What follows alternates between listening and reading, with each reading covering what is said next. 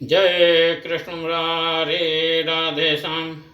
आज की प्रस्तुति है श्रीमद् भगवत गीता के दूसरे अध्याय का चौथा भाग। मैं अपने सारे मित्रों को राम राम करता हूँ। आप लोगों से अनुरोध है कि आप लोग इस वीडियो को लाइक और सब्सक्राइब करते हुए हमारा उत्साहवर्धन कीजिएगा। आते हैं आज के विषय पर। श्रीमद् भगवत गीता के दूसरे अध्याय का चौथा भाग। जय पराजय, लाभान और सुख दुख को समान समझकर उसके बाद तू युद्ध के लिए तैयार हो जा। इस प्रकार युद्ध करने से तू पाप को नहीं प्राप्त होगा। हे पार्थ, यह बुद्धि तेरे लिए ज्ञान योग के विषय में कही गई और अब तू इसको कर्म योग के विषय में सुन। जिस बुद्धि से युक्त हुआ तू कर्मों के बंधन को भली भांति त्याग देगा अर्थात सरता नष्ट कर डालेगा।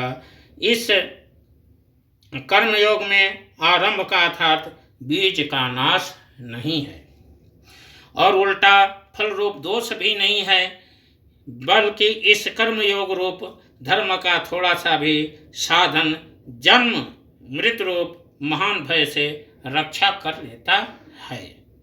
हे अर्जुन, इस कर्म योग में निश्चात्मिका बुद्धि एक ही होती है, किंतु अस्थिर विचार वाले विवेकहीन सकाम मनुष्यों की बुद्धियां निश्चय ही बहुत भेदों वाले और अनंत होती हैं।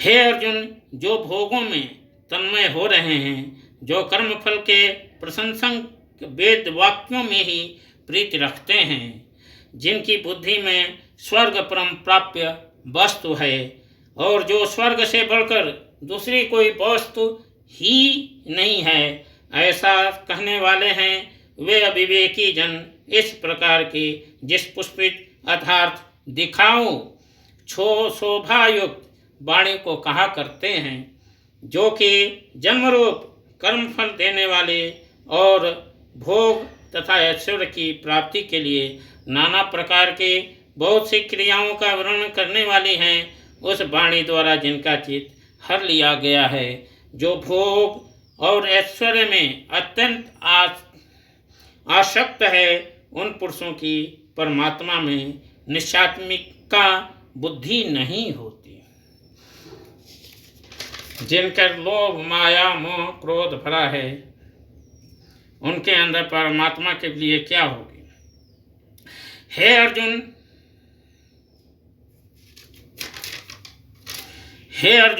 वेद उपरोक्त प्रकार से तीनों गुणों के कार्य रूप समस्त भोगों और उनके साधनों का प्रतिपादन करने वाले हैं।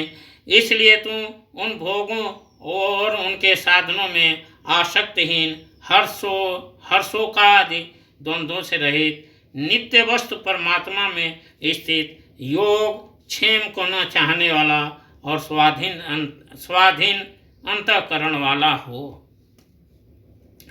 सब ओर से परिपूर्ण जलाशय के प्राप्त हो जाने पर छोटे जलाशय में मनुष्य का जितना प्रयोजन रहता है, ब्रह्म को तत्व से जानने वाले ब्राह्मण का समस्त वेदों में उतना ही प्रयोजन रह जाता है। तेरा कर्म करने में ही अधिकार है, उनके फलों में कभी नहीं। इसलिए तू कर्मों के फल का हेतु मत हो तथा तेरी कर्म न करने में भी आसक्ति न हो।